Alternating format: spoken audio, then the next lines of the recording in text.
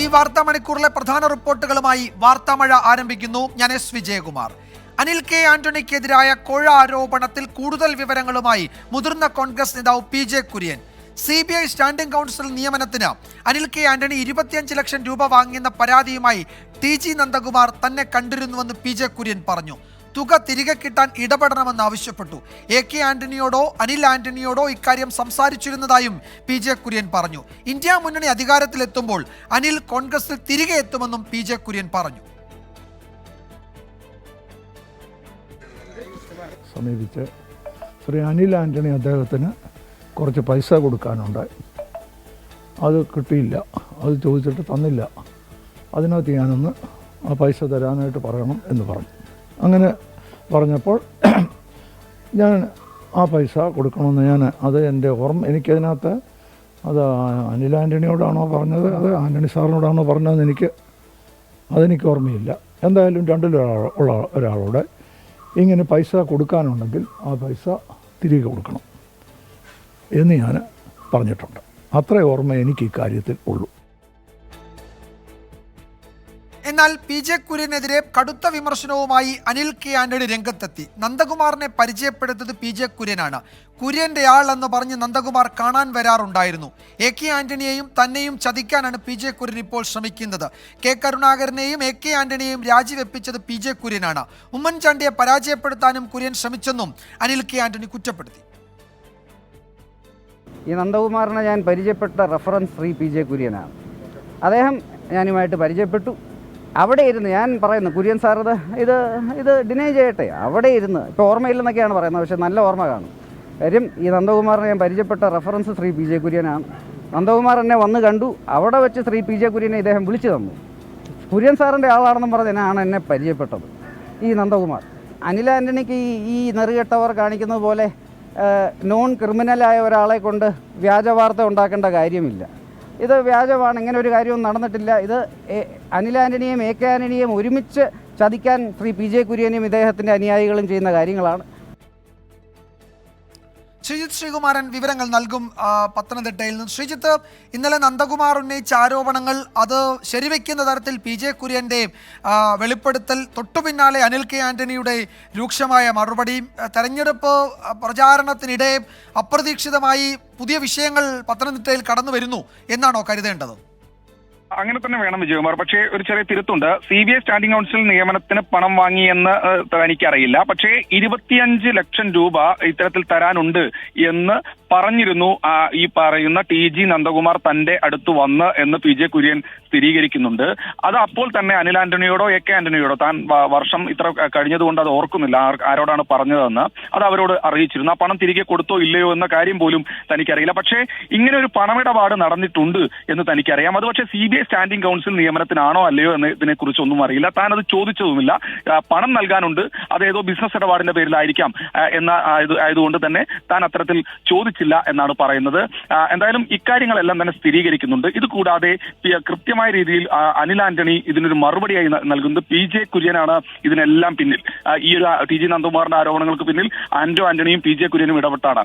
ഇന്നലെ ഒരു വാർത്താ സമ്മേളനം AK ആന്റണിയെ കൊണ്ട് നടത്തിച്ചു. അതിൽ കാര്യമില്ല എന്ന് കരുതിയാണ് വൈകുന്നേരം ഇത്തരം ഒരു ആരോപണം TG നന്ദകുമാറിനെ കൊണ്ട് ഉന്നയിപ്പിക്കുന്നത്. അതിൽ പ്രധാനമായും എടുത്തു പറയുന്നത് ഈ TG നന്ദകുമാർ ആദ്യമായി തന്നെ കാണാൻ വരുന്നത് PJ കുര്യന്റെ ആളാണ് എന്ന് പറഞ്ഞാണ്. PJ കുര്യന്റെ ആളാണെന്ന് പറയുക മാത്രമല്ല PJ കുര്യനോട് അവിടെ വെച്ച് ഫോണിൽ വിളിച്ച് സംസാരിക്കുകയും ചെയ്തു. ചില അനാവശ്യ കാര്യങ്ങളാണ് ചെയ്തു തരാൻ ആവശ്യപ്പെട്ടത്, അതുകൊണ്ട് തനിക്കത് കഴിയില്ല എന്ന് പറഞ്ഞു. ജഡ്ജ് നിയമനം അടക്കമുള്ള കാര്യങ്ങൾ താൻ ചെയ്ത് നൽകണം, സ്ഥലം മാറ്റം അടക്കം താൻ ചെയ്ത് നൽകണമെന്ന് ആവശ്യപ്പെട്ടു. പക്ഷേ അത്തരത്തിൽ കഴിയില്ല എന്ന് കൃത്യമായ രീതിയിൽ അറിയിച്ചിരുന്നു എന്നാണ് ഈ ഒരു ഘട്ടത്തിൽ അനിൽ കെ ആന്റണി പറഞ്ഞു വെക്കുന്നത്. അനിൽ കെ ആന്റണി കുറച്ചുകൂടി ഗുരുതരമായ ആക്ഷേപം കൂടി ഉന്നയിക്കുന്നുണ്ട്. അതാണ് ഏറ്റവും പ്രധാനം. PJ കുര്യന്റെ ഒരു പ്രധാനപ്പെട്ട കേസ് ഒത്തുതീർപ്പാക്കാൻ ഇടനില നിന്നത് TG നന്ദകുമാറാണ് എന്ന ഗുരുതരമായ ആക്ഷേപം ഉന്നയിക്കുന്നുണ്ട്. ആ കേസ് ഏതാണെന്ന് ചോദിക്കുമ്പോൾ കൃത്യമായ രീതിയിൽ ആ കേസ് ഏതാണെന്ന് താൻ ഇപ്പോൾ പറയില്ല, PJ കുര്യനെ അറിയാം, അതിനുള്ള തെളിവുകൾ വരും ദിവസങ്ങളിൽ പുറത്തുവിടും. നാളെ തന്നെ PJ കുര്യൻ ഇത്തരത്തിലുള്ള ആക്ഷേപം തിരിച്ചു പറഞ്ഞാൽ നാളെ തന്നെ തെളിവുകൾ പുറത്തുവിടുമെന്നും പറയുന്നു. ഇതുകൂടാതെ ആന്റണിക്കെതിരെയും ഗുരുതരമായ ആക്ഷേപം അനിൽ കെ ആന്റണി ഉന്നയിക്കുന്നുണ്ട്. ചില സർവീസ് സഹകരണ ബാങ്കുകളിൽ കൃത്യമായ രീതിയിലുള്ള നിക്ഷേപ തട്ടിപ്പ് നടത്തിയിട്ടുണ്ട് ആന്റണിയുടെ കുടുംബം. അത് എൻഫോഴ്സ്മെന്റ് ഡയറക്ടറേറ്റിന്റെ പരാതിയിൽ ഉൾപ്പെട്ട കാര്യങ്ങളാണ്. അത് അന്വേഷണം നടക്കുന്നു. നടക്കുന്നുണ്ട് എന്നാണ് പറയുന്നത്. എന്തായാലും ആരോപണങ്ങളെല്ലാം അനിൽ കെ ആന്റണി തള്ളുന്നു. പക്ഷേ ഈ വിഷയത്തിൽ പി ജെ കുര്യൻ മറ്റൊരു നിലപാട് സ്വീകരിക്കുന്നു. അങ്ങനെ ഇത് BJPക്കും കോൺഗ്രസിനും ഒരുപോലെ ഒരു കുരുക്കായി രീതിയിൽ ഇത് വരുന്നു. കാരണം ഈ പ്രതിരോധ മന്ത്രാലയത്തിന്റെ ഇടപാടുകളെല്ലാം തന്നെ നടന്നത് കോൺഗ്രസിന്റെ ഭരണകാലത്താണ് എന്ന് പറയുമ്പോൾ സ്വാഭാവികമായി കോൺഗ്രസും അതിന് മറുപടി പറയേണ്ടി വരും. പി ജെ കുര്യൻ ഒരു സ്ഥിരീകരണം നടത്തിയതോടുകൂടി അതിൽ കൃത്യമായ രീതിയിൽ മറ്റൊരു പങ്ക് അനിൽ ആന്റണിക്ക് ഉണ്ട് എന്ന് പറയുന്നു. അനിൽ ആന്റണി ഇപ്പോൾ BJPയിലാണെങ്കിലും അതിന് കൃത്യമായി മറുപടി പറയേണ്ടത് അന്നത്തെ കോൺഗ്രസ് നേതൃത്വമാണ്, കോൺഗ്രസ് നേതാക്കളാണ്. എന്തായാലും ഈ വിഷയമെല്ലാം തന്നെ പത്തനംതിട്ടയിൽ ചൂടേറിയ ചർച്ചകൾക്ക് വഴിവെച്ചിരിക്കുകയാണ്. തെരഞ്ഞെടുപ്പ് അല്പസമയത്തിനകം തന്നെ പി ജെ കുര്യന്റെ ഒരു പ്രതികരണവും നമ്മൾ ഈ ഒരു ഘട്ടത്തിൽ പ്രതീക്ഷിക്കുന്നുണ്ട്. യെസ്, ഉമ്മൻചാണ്ടിയെ പരാജയപ്പെടുത്താൻ പി ജെ കുര്യൻ ശ്രമിച്ചു. അതുപോലെ AK ആന്റണിയെ, കെ കരുണാകരനെ ഒക്കെ രാജിവെപ്പിച്ചതിന് പിന്നിൽ പി ജെ കുര്യനാണ്. അങ്ങനെ രാഷ്ട്രീയമായ ചില ആരോപണങ്ങൾ കൂടി അനിൽ കെ ആന്റണി ഉന്നയിക്കുന്നുണ്ട്. നന്ദകുമാർ ഉന്നയിച്ച കോഴ ആരോപണത്തെ പിന്തുണയ്ക്കുകയായിരുന്നു പി ജെ കുര്യൻ ഇന്ന് അദ്ദേഹത്തിൻ്റെ വിശദീകരണത്തിൽ ചെയ്തത്. ഇക്കാര്യത്തിലൊക്കെ കൂടുതൽ വിവരങ്ങൾ പുറത്തു വരാനിരിക്കുന്നുണ്ട്. ഒരു പക്ഷേ അടുത്ത മണിക്കൂറുകളിൽ കൂടുതൽ പ്രതികരണങ്ങൾ ഉണ്ടായേക്കുമെന്നാണ് ഞങ്ങളുടെ പത്തനംതിട്ട ബ്യൂറോ റിപ്പോർട്ട് ചെയ്യുന്നത്. ശ്രീജിത്ത് ശ്രീകുമാരനാണ് വിവരങ്ങൾ നൽകിയത്. അതേസമയം അനിൽ കെ ആന്റണിക്ക് പിന്നാലെ BJPയിലെ വനിതാ നേതാവിനെതിരെ കോഴ ആരോപണവുമായി വിവാദ ഇടനിലക്കാരൻ TG നന്ദകുമാർ. ഭൂമി ഇടപാടുമായി ബന്ധപ്പെട്ട് സൂപ്പർ ടെറർ നേതാവ് 10 ലക്ഷം രൂപ വാങ്ങിയെന്നാണ് ആരോപണം. അനിൽ കെ ആന്റണി ഡൽഹിയിലെ സൂപ്പർ ദല്ലാളാണ്. പരാതി നൽകുന്നതിൽ നിന്ന് തടഞ്ഞത് പി ജെ കുര്യനാണെന്നും നന്ദകുമാർ പറഞ്ഞു. അവസാനം ഞാൻ പി ജെ കുര്യന്റെ വീട്ടിൽ ചെന്ന്, ഡെപ്യൂട്ടി ചെയർമാൻ രാജ്യസഭ, ഞാൻ പറഞ്ഞു നിങ്ങളുടെ നേതാവ് AK എന്ന മകൻ അനിൽ ആന്റണി എൻ്റെ ഇന്ന് CBIയിൽ ഇന്ന നിയമനത്തിന് കാശ് മേടിച്ചിട്ടുണ്ട്, എൻ്റെ പണം തന്നില്ല, ഞാൻ CBIയുടെ അടുത്ത് പരാതി കൊടുക്കും, ഞാനും പ്രതിയാവും, എന്നെയും റിമാൻഡ് ചെയ്യും, ഞാൻ റെഡി, വേണോ കാശ് തരണോ, പ്രസിഡന്റിനെ ഉപദ്രവിക്കരുതെന്നാണ് കുര്യൻ പറഞ്ഞത്. എന്നാൽ വിളിക്കുന്നു പറഞ്ഞു. എൻ്റെ മുമ്പിൽ നിന്ന് അനിലിനെ വിളിച്ച് അനിൽ പറഞ്ഞു ഞാൻ ഇമ്മീഡിയറ്റ് സെറ്റിൽ ചെയ്യും, ജോർജ് എനിക്ക് പണം തരാമെന്ന് പറഞ്ഞിട്ടുണ്ട്. ഏത് ജോർജ്? അന്നത്തെ ആഭ്യന്തരമന്ത്രി, കർണാടകയിൽ, ഇപ്പോഴും മന്ത്രി അദ്ദേഹം. എൻ്റെ മുമ്പിൽ നിന്ന് ലൗഡായിട്ട് ഞാൻ കേട്ടോണ്ടിരിക്കണം. കുര്യൻ പറഞ്ഞ് സൈലന്റ് ആവും, ഞാൻ മേടിച്ചു തരാം. റെസ്പോൺസ് ഇല്ല. ഞാൻ PT തോമസിനോട് ഈ കഥ പറഞ്ഞു. PT തോമസ് സീരിയസ് ആയിട്ട് ഇടപെട്ട്. കാരണം അങ്ങേരുടെ MP സ്ഥാനം നഷ്ടപ്പെട്ട് അങ്ങേര് വെറുതെ ഇരിക്കുകയാണ് ആ സമയത്ത്. ഏതില്? ഇടുക്കി ഇഷ്യൂല് അങ്ങേരെ സീറ്റ് കൊടുക്കാതെ ദുർബലനായിട്ടിരിക്കുകയാണ്. ഞാൻ പറഞ്ഞു ഈ ദുർബലതയിടയിൽ എനിക്കൊരു കാര്യമുണ്ട്, ഐ എം ആൾസോ ദുർബലൻ, എന്നൊന്ന് സഹായിക്കുമെന്ന് പറഞ്ഞു. വിളിച്ചു. 5 ഇൻസ്റ്റാൾമെന്റ് ആയിട്ട് എനിക്ക് പണം തിരിച്ചു കിട്ടി. ഇല്ലെങ്കിൽ ഞാൻ കംപ്ലൈന്റ് കൊടുക്കും, CBI കേസ് എടുക്കും, എന്നെയും പ്രതിയാക്കും, കൊടുത്തതിന് വാങ്ങിയതിന് അയലയാക്കും. വിനീത VG വിവരങ്ങൾ നൽകും കൊച്ചിയിൽ നിന്ന്. വിനീത, നന്ദകുമാർ ആരോപണങ്ങൾ ആവർത്തിക്കുന്നു. അതുകൂടാതെ BJPയിലെ ഒരു വനിതാ നേതാവിനെതിരെ കൂടി പുതിയൊരു ആരോപണവും നന്ദകുമാർ ഉന്നയിക്കുന്നുണ്ട്. അപ്പോൾ ഇതിൻ്റെയൊക്കെ തെളിവുകൾ ഇദ്ദേഹത്തിൻ്റെ പക്കലുണ്ടോ? അതോ ഈ കെട്ടുകേഴ്വി പറയുന്നത് പോലെ ഇത് ഉന്നയിക്കൽ മാത്രമാണോ? ഇതിൻ്റെയൊക്കെ തെളിവുകളുണ്ടോ? അത് അദ്ദേഹം ഹാജരാക്കാൻ തയ്യാറാണോ?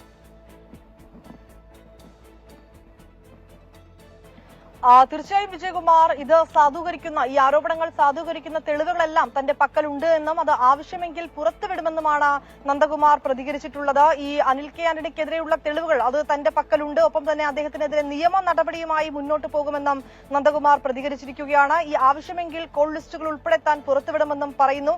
ഒടുവിൽ 5 തവണയായി, അതായത് പി ജെ കുര്യൻ ഇടപെട്ടതിനു ശേഷം 5 തവണയായാണ് തന്റെ ഈ 25 ലക്ഷം രൂപ തിരികെ ലഭിച്ചതെന്നും അദ്ദേഹം വ്യക്തമാക്കിയിരിക്കുകയാണ്. പക്ഷേ ഈ ഘട്ടത്തിൽ ഇപ്പോൾ ഈ അനിൽ ആന്റണിയുടെയൊക്കെയുള്ള ആരോപണം അത് തന്നെ മോശക്കാരനാക്കാനുള്ള ശ്രമമാണ് നടക്കുന്നതെന്നാണ് ഈ കാര്യത്തിൽ നന്ദകുമാറിന്റെ ഒരു പ്രതികരണം ഉണ്ടായത്. ഒപ്പം തന്നെ അത് കൂടാതെ BJPയുടെ മറ്റൊരു വനിതാ നേതാവിനെതിരെയും ഇപ്പോൾ അദ്ദേഹം ഒരു ആരോപണം ഉന്നയിച്ചിരിക്കുകയാണ്. കേരളത്തിൽ നിന്നുള്ള വനിതാ ടെറർ നേതാവ് എന്നാണ് വിശേഷിപ്പിച്ചിരിക്കുന്നത്. 10 ലക്ഷം രൂപയാണ് തന്റെ പക്കൽ നിന്നും വാങ്ങിയത്. ഈ ഭൂമി ഇടപാടുമായി ബന്ധപ്പെട്ട കേസിലാണ് 10 ലക്ഷം രൂപ വാങ്ങിയതെന്നും അദ്ദേഹം വ്യക്തമാക്കിയിട്ടുണ്ട്. ഈ പണം തിരികെ നൽകണമെന്ന് താൻ ആവശ്യപ്പെട്ടിട്ടുണ്ട്, പക്ഷേ പണം ഇനിയും ലഭിച്ചിട്ടില്ല എന്നും അദ്ദേഹം പറയുന്നു.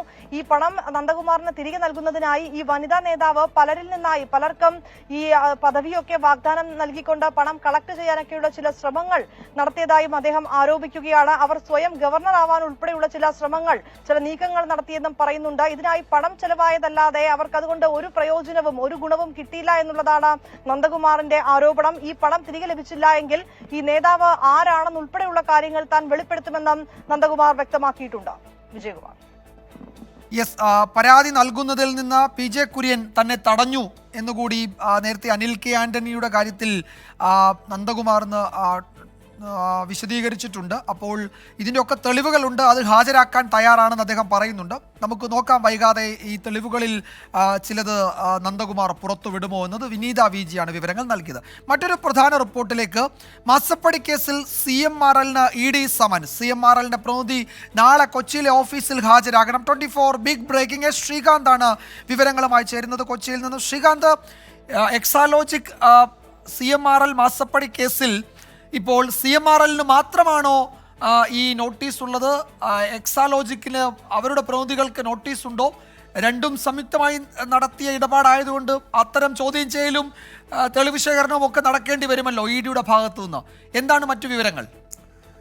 വിജയകുമാർ, ഈ സംഭവവുമായി ബന്ധപ്പെട്ട് കേസെടുത്ത വിവരം ആദ്യം പുറത്തുവിട്ടത് 24 ആണ്. ഇപ്പോൾ ഏറ്റവും ഒടുവിൽ അതിൽ അന്വേഷണം ED ആരംഭിച്ചിരിക്കുന്നു എന്ന വാർത്തയാണ് നമുക്ക് നൽകാനുള്ളത്.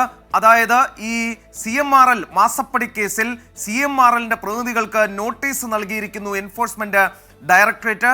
നാളെ കൊച്ചിയിലെ EDയുടെ ഓഫീസിൽ എല്ലാ രേഖകളുമായി ചോദ്യം ചെയ്യലിന് ഹാജരാകാനാണ് നിർദ്ദേശം നൽകിയിരിക്കുന്നത്. ശശിധരൻ കർത്ത ഉൾപ്പെടെയുള്ളവർ ഈ കേസുമായി ഇനി തുടർന്നുള്ള ദിവസങ്ങളിൽ സഹകരിക്കേണ്ടി വരും.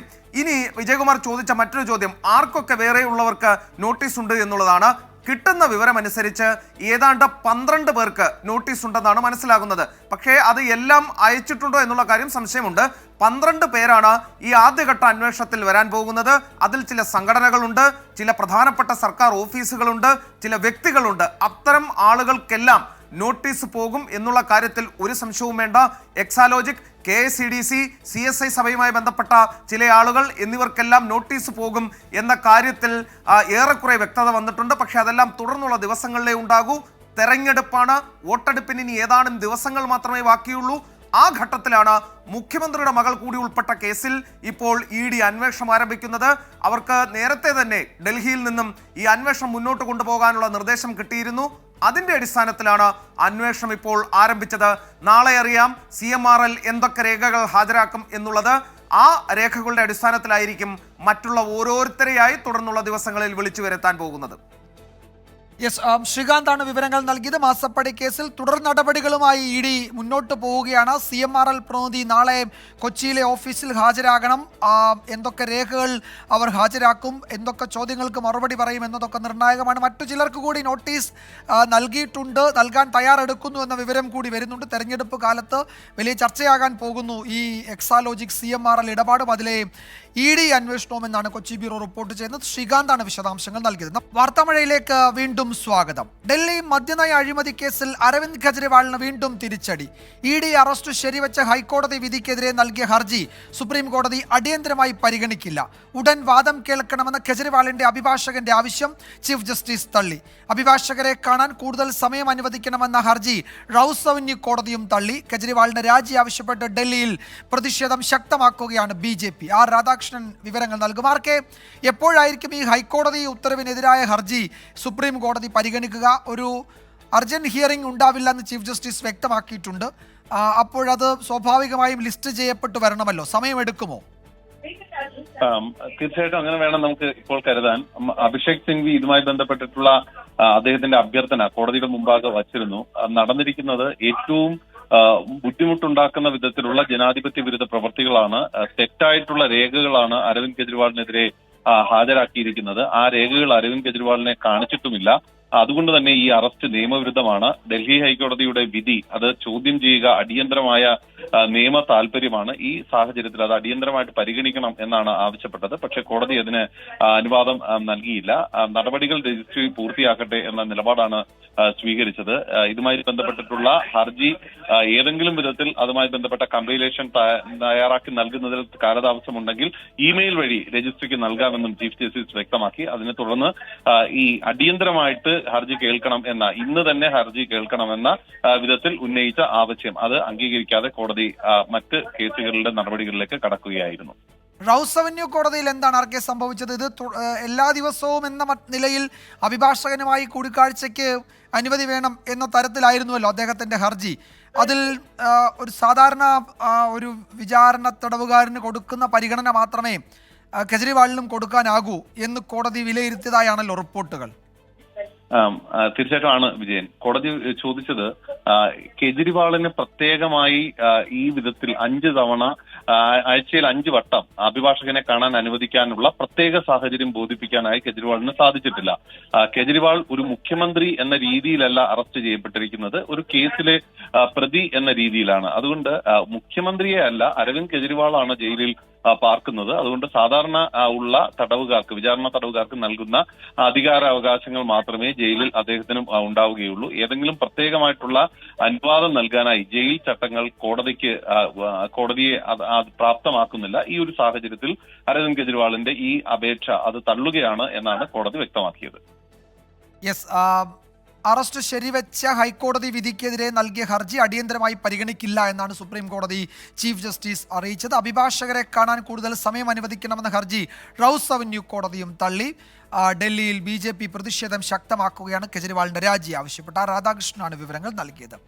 പാലക്കാട് ജില്ലയിൽ റെക്കോർഡ് ചൂടാണ് രേഖപ്പെടുത്തുന്നത്. ഇന്നലെ കാഞ്ഞിരപ്പുഴയിൽ 45.4 ഡിഗ്രി സെൽഷ്യസ് ആണ് താപനില രേഖപ്പെടുത്തിയത്. ചൂട് കൂടിയതോടെ വൈദ്യുത ഉപഭോഗം സർവകാല റെക്കോർഡിലെത്തി സംസ്ഥാനത്ത്.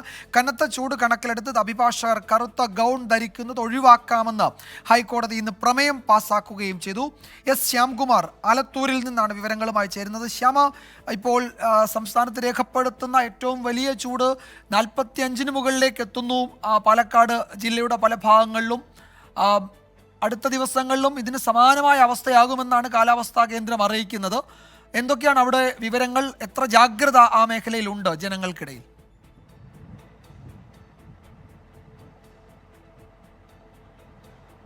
വിജയകുമാർ, പാലക്കാട് ജില്ലയിൽ ഓരോ ദിവസവും ചൂടിൻ്റെ റെക്കോർഡ് ഓരോ പ്രദേശങ്ങൾ തന്നെ തകർത്തുകൊണ്ടിരിക്കുകയാണ്. അത്ര രൂക്ഷമാണ് ഇവിടുത്തെ ചൂട്. കാറ്റ് പോലും തീക്കാറ്റായി പോലെ അനുഭവപ്പെടുന്ന ഒരു അവസ്ഥയാണ് നമുക്കിപ്പോൾ പാലക്കാട് ഉള്ളത്.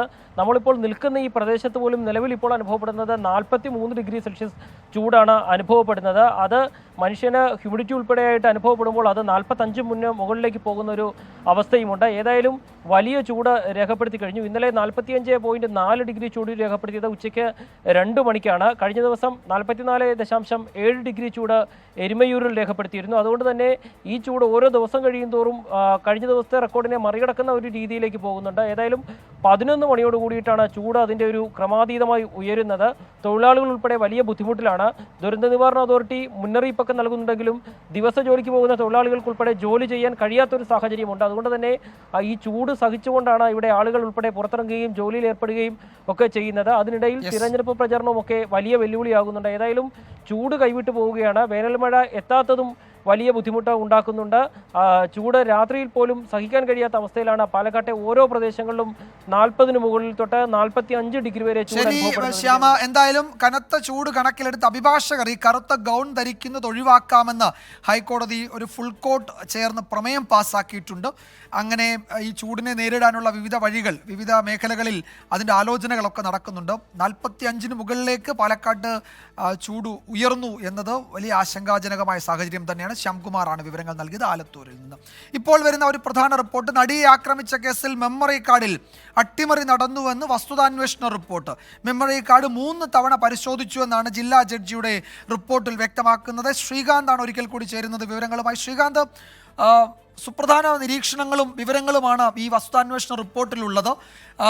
എന്താണ് അതിൽ നമ്മൾ വിലയിരുത്തേണ്ടത്? അതിജീവിത ഉന്നയിച്ച ആരോപണങ്ങൾ ശരിവെക്കുന്നതാണോ ഈ റിപ്പോർട്ടിലെ കണ്ടെത്തലുകൾ? അക്കാര്യത്തിൽ ഇനി രണ്ടാമതൊരു ചിന്തയുടെ ആവശ്യമില്ല. കാരണം ഈ മെമ്മറി കാർഡ് പരിശോധിച്ചിട്ടുണ്ട് എന്ന് നേരത്തെ ഫോറൻസിക് പരിശോധനയിൽ തെളിഞ്ഞതാണ്. ശേഷം ഇപ്പോൾ ഒരു വസ്തുതാന്വേഷണം നടന്നിരിക്കുന്നു.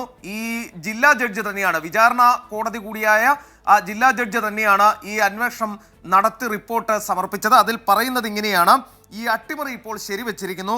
മെമ്മറി കാർഡ് 3 തവണ പരിശോധിച്ചിട്ടുണ്ട് എന്ന് ജില്ലാ ജഡ്ജിയുടെ റിപ്പോർട്ടിൽ ചൂണ്ടിക്കാണിക്കുന്നു. അങ്കമാലി മജിസ്ട്രേറ്റ് മെമ്മറി കാർഡ് 1 വർഷം സ്വകാര്യ കസ്റ്റഡിയിൽ സൂക്ഷിച്ചു എന്നുള്ളതാണ് പറയുന്നത്. ആദ്യഘട്ടത്തിൽ ഈ കേസ് അങ്കമാലി മജിസ്ട്രേറ്റിന് കീഴിലായിരുന്നു. ആ ഘട്ടത്തിലാണ് ഇത് 1 വർഷം അവർ സ്വകാര്യ കസ്റ്റഡിയിൽ സൂക്ഷിച്ച് പരിശോധിച്ചത്. മാത്രമല്ല, അവരോട് ഇക്കാര്യം ചോദിച്ചപ്പോൾ പറഞ്ഞത് സ്വകാര്യ കസ്റ്റഡിയിൽ സൂക്ഷിക്കാമെന്ന് താൻ കരുതി എന്നാണ് മജിസ്ട്രേറ്റ് ലീന റഷീദ് ചൂണ്ടിക്കാണിക്കുന്നത്. മറ്റൊന്ന്, ഈ പരിശോധന നടന്നത് 2018 ജില്ലാ ജഡ്ജിയുടെ PA മഹേഷാണ് ഈ മെമ്മറി കാർഡ് പരിശോധിച്ചത്. ജില്ലാ ജഡ്ജി പറഞ്ഞിട്ടാണ് ഇത് പരിശോധന നടത്തിയതെന്നാണ് മൊഴി. അന്നത്തെ ജില്ലാ ജഡ്ജ് റിട്ടയറായി, അദ്ദേഹത്തിൽ നിന്നും മൊഴിയെടുത്തിട്ടില്ല. ഈ പരിശോധിച്ച ഫോൺ അതൊരു വിവോ ഫോണാണ്, അത് മഹേഷിന്റെ ഫോണാണ്, അത് ഉപേക്ഷിച്ചു എന്നും മഹേഷ് മൊഴി നൽകിയതിനെ തുടർന്ന് അത് പിടിച്ചെടുക്കാനും സാധിച്ചിട്ടില്ല. മൂന്നാമത് പരിശോധന നടന്നത് ഈ വിചാരണ കോടതിയിലെ ശിരസ്താർ താജുദ്ദീനാണ് ഇത് പരിശോധിക്കുകയുണ്ടായത്. ഈ വിഷയത്തിലൊന്നും തന്നെ ഒരു തുടർ അന്വേഷണത്തിനോ നടപടിയെടുക്കാനോ ഈ അന്വേഷണ റിപ്പോർട്ടിൽ ശുപാർശയില്ല. തുടർന്നിപ്പോൾ അതിജീവിത ഹൈക്കോടതിയെ സമീപിച്ചിട്ടുണ്ട്. IG തലത്തിലുള്ള അന്വേഷണം ഇക്കാര്യത്തിൽ വേണം എന്നാണ് അവരുടെ ആവശ്യം. വളരെ പ്രധാനപ്പെട്ട വിവരങ്ങളാണ് പുറത്തു വരുന്നത്. നടിയെ ആക്രമിച്ച കേസിലെ മെമ്മറി കാർഡിൽ അട്ടിമറി നടന്നു എന്നതിന് സ്ഥിരീകരണമായിരിക്കുന്നു. ഇക്കാര്യത്തിൽ അതിജീവിത ഉന്നയിച്ച ആക്ഷേപം, ആശങ്ക ശരിവെക്കുന്നതാണ് വസ്തുതാന്വേഷണ റിപ്പോർട്ടിലെ വിവരങ്ങൾ. ശ്രീകാന്താണ് വിശദാംശങ്ങൾ നൽകിയത്. റിപ്പോർട്ടോടെ വാർത്താമഴ അവസാനിക്കുകയാണ്. ഇനി ലോകത്തെവിടെയായാലും ഏത് സമയത്തും 24 വാർത്തകളും ഓഗ്മെന്റഡ് റിയാലിറ്റി പാക്കേജുകളും എക്സ്പ്ലെയിനറുകളും വിശദമായി കാണാൻ ഞങ്ങളുടെ യൂട്യൂബ് ചാനൽ നിങ്ങൾക്ക് സബ്സ്ക്രൈബ് ചെയ്യാം.